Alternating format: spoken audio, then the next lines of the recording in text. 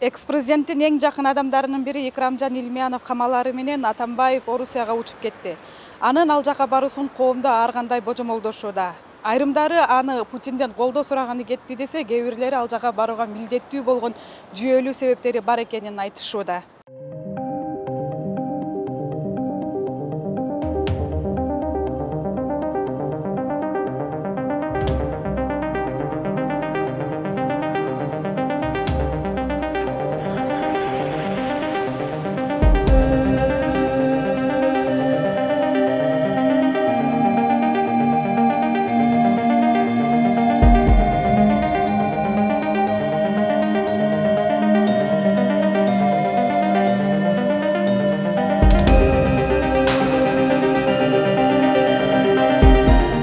Атамбаев качып кетти деген пикир туура эмес. Мындан сырткары аны келет же келбейт деген талкууларга негиз жок. Алмазбек Атамбаевдин позициясын билесиңер. Ал Кыргызстандан эч кайда кетпейт. Кетүүгө эч кандай себеп да, негиз да жок.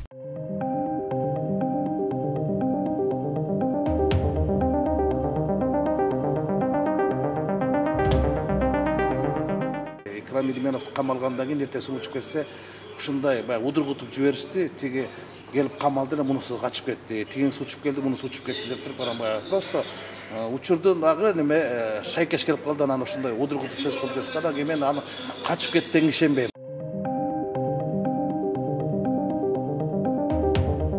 Эмне үчүн азыр ушул убакта ошол жанагындай айып менен иш козгоп, анан кийин автоматтай тездик менен кармап атат да. Бир күндүн ичинде кечинде соттун чечимин чыгарып, айып тагып, эртеси күнү издөө жарыялап, анан кечинде алып келип атат да.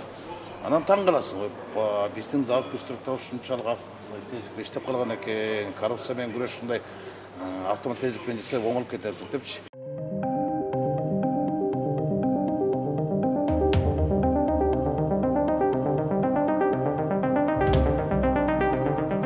Бул туура болжол. Себеби дегенде, эгерде Кремль баштагыдай жылуу мамиле болуп, буга болуша турган болсо, анда кармагыла деп же болбосо кармап туруп биз кармадык, баягы эмен деле бербей койбойбу?